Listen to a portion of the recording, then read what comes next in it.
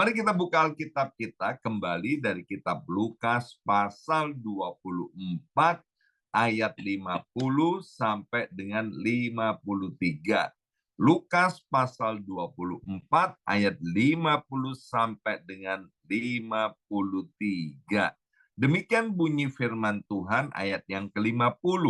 Lalu Yesus membawa mereka keluar kota sampai dekat Betania. Di situ ia mengangkat tangannya dan memberkati mereka. Yuk bersama saya ucapkan kata memberkati. 2, 3. Memberkati. Siapa yang memberkati? Yang memberkati adalah Tuhan Yesus. Yang diberkati siapa? Mereka. Mereka itu siapa? Kita-kita ini murid Kristus, pengikut Kristus, umatnya Tuhan Yesus, dan kita adalah anak Tuhan. Ayat 51. Dan ketika ia sedang memberkati mereka, ia berpisah dari mereka dan terangkat ke sorga. Ya, di sini disebut lagi kata memberkati. Kenapa saya perlu tekankan? Karena nanti kita bahas tentang memberkati. Ya. Kemudian ayat 52, mereka sujud menyembah kepadanya, lalu mereka pulang ke Yerusalem dengan sangat bersukacita. Bersama saya ucapkan sangat bersukacita. 2, 3, sangat bersukacita. 53. Mereka senantiasa berada di dalam bait Allah dan memuliakan Allah. Perhatikan, mereka senantiasa berada di dalam bait Allah. Ya, kita akan bicara 3 hal ini. Kisah Rasul pasal pertama ayat 10 sampai dengan 11. Kisah Rasul pasal pertama ayat 10 sampai 11 ini juga ditulis oleh Dr. Lukas. Kitab Lukas ditulis oleh Dr. Lukas. Kisah para Rasul juga ditulis oleh penulis yang sama, yaitu Dr. Lukas. Kisah Rasul pasal pertama ayat 10. Ketika mereka sedang menatap ke langit, waktu ia naik itu, tiba-tiba berdirilah 2 orang yang berpakaian putih dekat mereka. Ayat 11. Dan berkata kepada mereka, hai orang-orang Galilea, mengapakah kamu berdiri melihat ke langit? Yesus ini yang terangkat ke sorga meninggalkan kamu akan datang kembali dengan cara yang sama seperti kamu melihat dia naik ke sorga. Bapak Ibu sekalian, kalau ada teman atau ada family atau kerabat dekat kemudian datang ke kota New York atau dimanapun kita berada, kita tinggal, kemudian kerabat itu datang bermain di kota kita, bahkan kalau mendapatkan kesempatan tinggal juga di rumah kita, maka setelah bersekutu atau fellowship beberapa waktu, maka tentu ada yang namanya perpisahan. Ada pertemuan, ada juga yang namanya perpisahan. Ya. Nah, biasanya, tapi tidak 100%, waktu perpisahan itu tentu akan menyebabkan perasaan gini, aduh kok udah selesai ya fellowship-nya ya. Ada perasaan sedih. Saya masih ingat waktu masih anak-anak ketika paman saya atau adik daripada mama saya datang dari luar kota, kemudian tinggal di rumah saya untuk beberapa hari, maka ketika paman saya pulang ke kotanya, saya nangis Bapak Ibu sekalian, ya kan? Aduh, kenapa nih paman kok baru 1-2 minggu di rumah kok sekarang udah pulang ke kotanya, ya. Dan apa yang terjadi tuh? Waktu Tuhan Yesus naik ke sorga, kita tahu selama 3,5 tahun. Selama 3,5 tahun. Yesus dalam pelayanan, dia berkumpul bersama jemaat Tuhan, bersama dengan murid-murid Tuhan. Dan kemudian Yesus harus berpisah dengan murid-muridnya karena Yesus terangkat ke sorga. Tapi kita lihat tadi, semuanya sangat bersukacita, ya. Kalau kita berpisah dengan orang yang jahat, kita bilang ini syukurin, kapok loh, ya kan? Tapi coba Yesus berbuat baik, mengadakan banyak mujizat, mengajarkan hal-hal yang mulia, dan melayani umat Tuhan sedemikian rupa, mereka harus berpisah, tetapi mereka bersukacita. Pertanyaannya, mengapa mereka bersukacita, bahkan dikatakan sangat bersukacita? Alasan yang pertama, ternyata begini Bapak Ibu sekalian, ternyata sorga itu nyata, maka itu Yesus terangkat ke sorga. Kalau sorga nggak ada, tentu tidak dikatakan Yesus terangkat ke sorga atau naik ke sorga, tapi dikatakan Yesus tiba-tiba terangkat, tidak tahu pergi kemana. Tetapi dengan jelas firman Tuhan dan malaikat menyatakan bahwa Yesus itu terangkat ke sorga. Yohanes pasal 3, ayat yang ke-13, tidak ada seorang pun yang telah naik ke sorga selain Dia yang telah turun dari sorga, yaitu Anak Manusia. Jadi hari ini ketika kita memperingati kenaikan Tuhan Yesus ke sorga, ini Bapak Ibu sekalian sedang dikabarkan kepada kita dan seluruh umat dunia di tahun 2024 ini, bahwa percaya atau tidak percaya, ternyata sorga itu sungguh-sungguh ada. Sorga itu bukan dongeng, sorga itu bukan cerita kosong, sorga itu bukan legenda, tapi sorga itu sungguh-sungguh nyata. Dan kita tahu bahwa Alkitab ini dapat dipercaya Bapak Ibu sekalian, ya. Mari kita lihat sekarang sorga itu seperti apa. Wahyu pasal 21, ya, Wahyu 21 ayat 18 sampai dengan 21 ayat 18. Tembok itu terbuat dari permata yaspis dan kota itu sendiri dari emas tulen bagaikan kaca murni. Wow, ini gambaran surga Bapak Ibu sekalian, ya. Surga itu di sini dikatakan, ya, dan kota itu sendiri dibuat dari emas tulen bagaikan kaca murni. Luar biasa, keren banget. Ayat 19.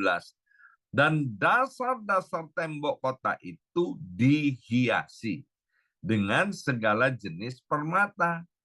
Dasar yang pertama batu yaspis, dasar yang kedua batu nilam, dasar yang ketiga batu mirah, dasar yang keempat batu samrud, dasar yang kelima batu unam, dasar yang keenam batu sardis, dasar yang ketujuh batu ratna cempaka, yang kedelapan batu beril, yang kesembilan batu krisolit, yang kesepuluh batu krisopras, yang ke-11 batu laswardi, dan yang ke-12 batu kecubung.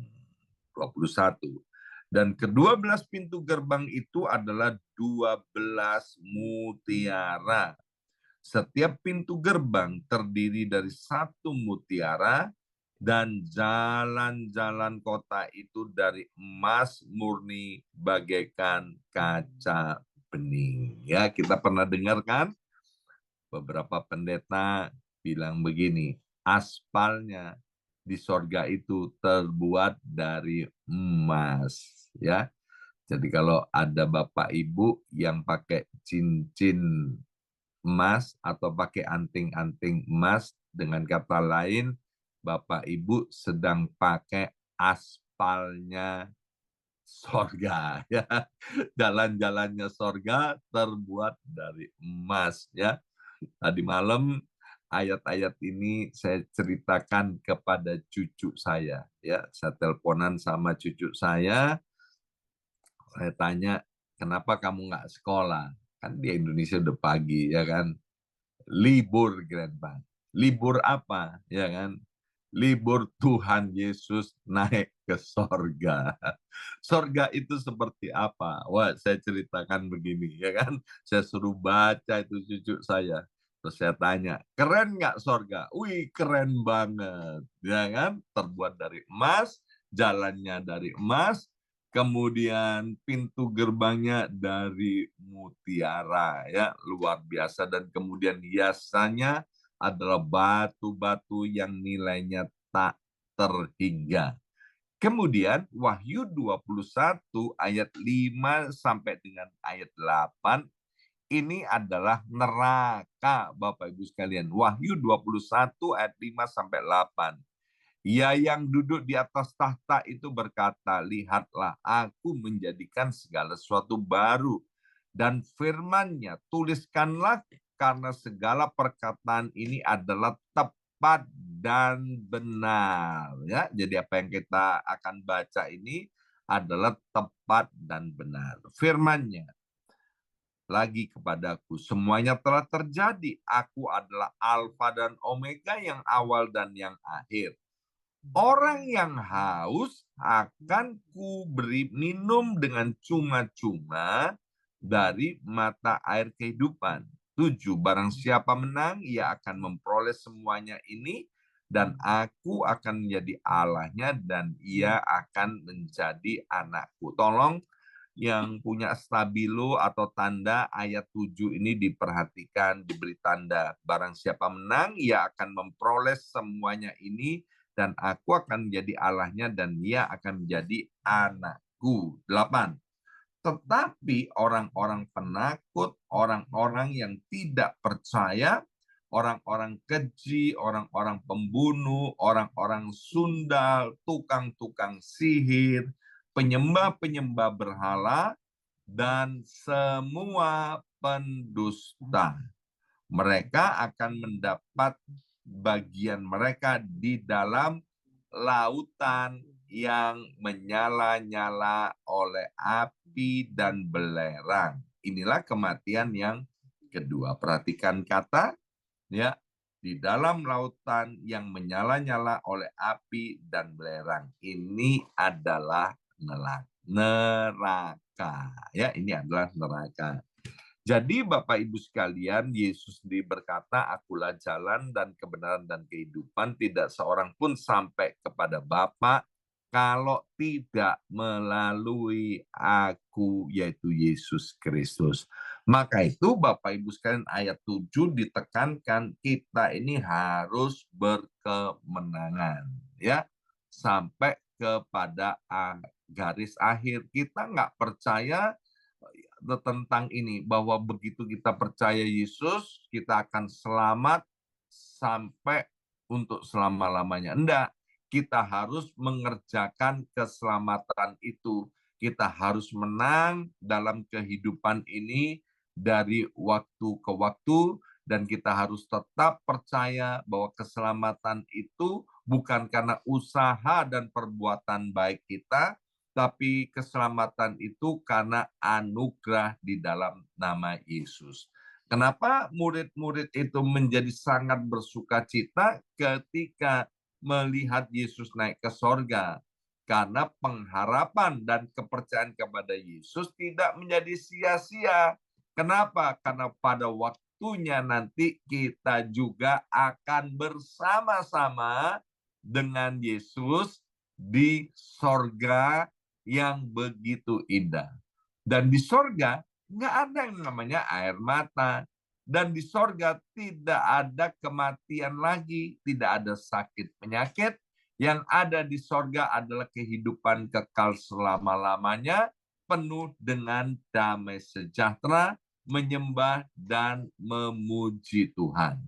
Jadi ketika hari ini kita memperingati kenaikan Tuhan Yesus Kristus, itu sudah seharusnya membuat kita semakin antusias dan semakin semangat untuk mengiring Tuhan, untuk mengikut Tuhan. Ya, yang kedua, tadi sudah diulangi 2 kali kita membaca bagaimana Tuhan itu naik ke sorga dan sebelum naik dia melepaskan berkat.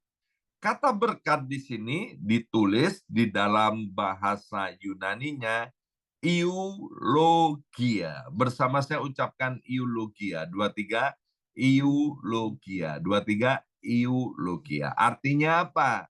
Ya, Tuhan itu memberkati usaha dan pekerjaan kita. Alkitab bilang, jerih payahmu itu tidak akan menambahi, tapi berkat Tuhanlah yang menjadikan kamu kaya. Bapak Ibu sekalian, kalau kita nggak bekerja, Alkitab bilang jangan kamu makan. Tapi ayo Bapak Ibu sekalian, kita bekerja, bekerja, bekerja, tapi terus kita cinta Tuhan, cinta Tuhan, cinta Tuhan, mengandalkan Tuhan, dan mendahulukan Tuhan di atas segala-galanya. Tangan kita kecil. Kalau kita bekerja dengan kekuatan kita, dapatnya cuma segenggaman tangan kita. Tapi kalau kita mengandalkan Tuhan, mengutamakan Tuhan, mendahulukan Tuhan, Bapak Ibu sekalian, nanti tangan kita yang kecil disertai diberkati oleh tangan Tuhan yang maha besar. Maka berkat yang didapat oleh kita itu adalah berkat yang melimpah luar biasa. Eulogia, Tuhan memberkati apa yang kita kerjakan. Dan kemudian arti kata eulogia yang kedua, yaitu bahwa Tuhan itu tidak pernah meninggalkan kita sesungguhnya. Karena kita tahu waktu Tuhan terangkat ke sorga pada hari yang ke-10, dia mencurahkan Roh Kudusnya, sehingga Roh Kudusnya itu menyertai kita untuk selama-lamanya. Maka itu berkat Tuhan itu akan membuat kita mengalami kemenangan demi kemenangan dalam hidup ini, sehingga bersama dengan Tuhan kita juga melakukan perkara-perkara yang besar. Dalam kitab Amsal pasal 34 ayat 20 ditulis begini, kemalangan orang benar itu banyak, tetapi Tuhan melepaskan dia dari semuanya itu. Mengapa? Karena kita dikasih oleh Tuhan dan karena Tuhan menyertai kita. Ya. Dan kemudian yang disebut dengan eulogia, mari kita lihat Yohanes 14 ayat yang kedua. Yohanes 14 ayat yang kedua. Di rumah Bapakku banyak tempat tinggal. Jika tidak demikian, tentu aku mengatakannya kepadamu. Sebab aku pergi ke situ untuk menyediakan tempat bagimu. Bagi kita-kita ini loh. Ya, Yesus naik ke sorga ini nih. Yohanes 14 ayat 2 nih harus direkam nih, ya. Ya, bahwa Tuhan Yesus naik ke sorga untuk menyediakan tempat, untuk menyediakan rumah bagi setiap kita. Jadi nanti di sana kita tidurnya ada empet-empetan, ya kan? Tapi masing-masing kita punya rumah di sorga, ya kan?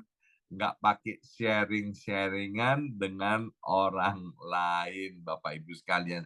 Jadi bayangkan Tuhan kita adalah Allah yang dahsyat, Allah yang maha kuasa, Allah yang kemudian apa?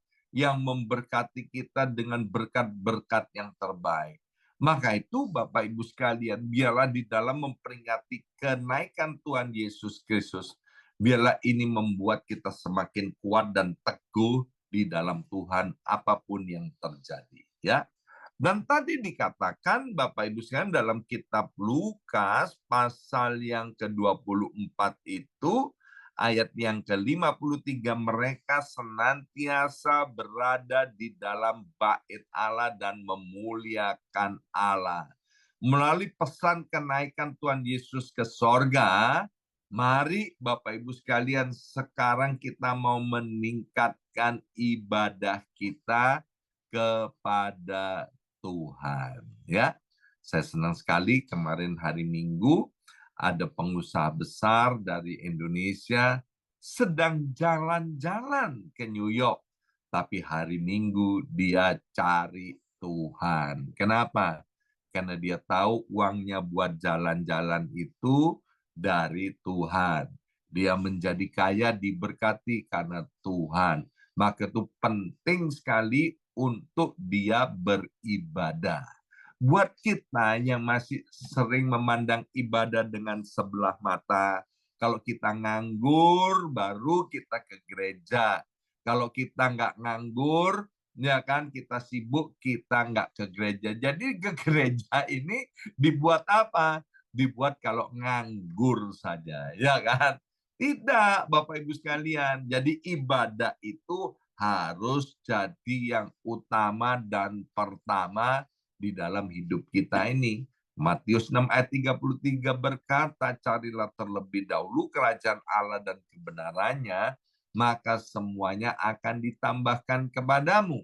Kalau kita percaya bahwa surga itu nyata, neraka itu nyata, maka kita akan seperti umat Tuhan, jemaat Tuhan ketika melihat Yesus naik ke sorga. Maka mereka semakin giat untuk beribadah. Pesan Tuhan hari ini, kenaikan Tuhan ke sorga. Yang pertama, sorga itu nyata, neraka itu nyata. Yang kedua, Tuhan naik ke sorga dan Tuhan memberkati kita. Tuhan memberkati pekerjaan kita, Tuhan memberkati kehidupan rohani kita, Tuhan memberikan kemenangan, dan Tuhan juga menyediakan rumah bagi kita yang menyediakan rumah bagi kita di sorga. Dan pesan Tuhan yang ketiga, kenaikan Tuhan Yesus ke sorga, biarlah membuat kita mulai hari ini rajin beribadah, mengutamakan Tuhan di atas segala-galanya. Hari Minggu dipakai untuk ibadah, bukan untuk kerja, bukan untuk jalan-jalan, tapi untuk beribadah. Amin. Mari kita berdoa. Matrakan setiap benih kebenaran firman Tuhan ini, biar dengan memperingati kenaikan Tuhan Yesus ke sorga, buat hati setiap kami semakin terpikat, semakin jatuh cinta kepadamu. Terima kasih Bapa. Dalam nama Yesus kami berdoa. Haleluya. Amin, amin, amin.